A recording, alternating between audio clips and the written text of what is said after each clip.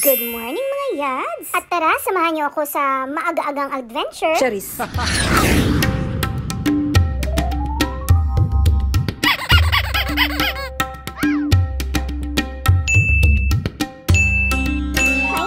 Pasensya na mga yads, hindi pa kasi nag-aalmusal. Bukod kasi sa maaga tayong nagising today, nag-asikaso sa mga student, ay ako din ang kanilang driver. So saan ka pa, di ba?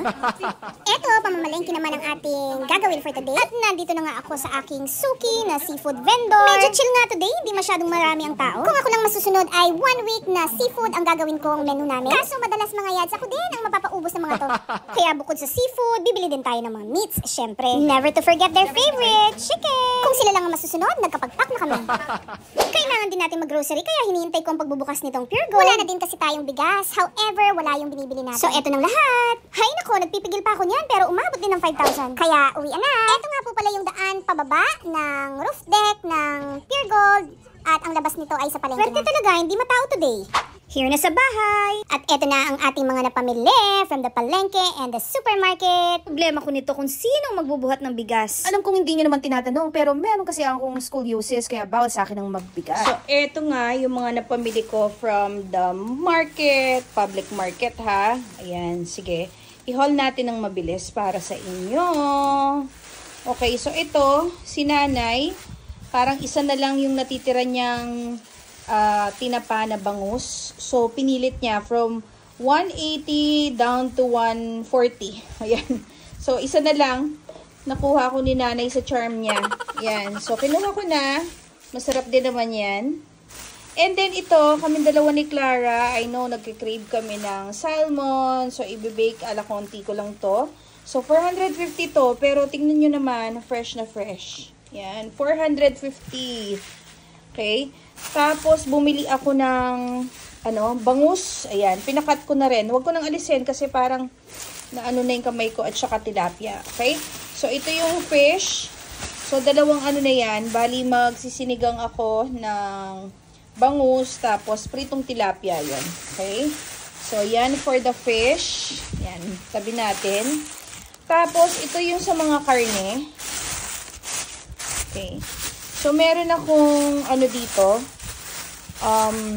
liempo na pinakat ko kasi igagawin kong binagoongan to. So, hindi, more than 1 kilo to. Tapos, bumili din ako ng chicken. Ayan, chicken. Tapos, isang breast doon. So, thigh, dalawang thigh. Tapos, isang breast para sa pagbaon nila. Okay? Tapos, nagpa-separate ako ng 1/4 lang ng kasim, yung puro meat, pang sasahog ko lang, okay? Kasi, balak kong maggulay, kapartner nung pritong tilapia. And then, ito, longganisa na sweet, 2 dozen. Yan. Tapos, syempre, yung mga partner niya na gulay. Ito, wala akong onion. Onion red kasi yung binibili ko. So, walang nakapack. Pero ito, bumili ako ng garlic. 20 pesos lang yan. 20 pesos din ito. Ayan. Kita nyo naman. Fresh na fresh. At ito, 10 pesos lang. Okay? So, hindi naman ako magpapaksiw pero bumili akong ganito. Yan. And then, for the other gulay, alam nyo naman, hindi ako gumagamit ng kangkong. Magmula nung na-discover ko ito, hindi na ako nagkangkong. Kasi napapansin ko, pag kangkong yung ginagamit ko, siya, yung sticky. Pero ito, gustong-gusto ko, lalo na yung amoy. Yan, mustasa leaves. Tapos, dahil nga magbibinagoongan tayo, bumili ako ng 2 lang na talong.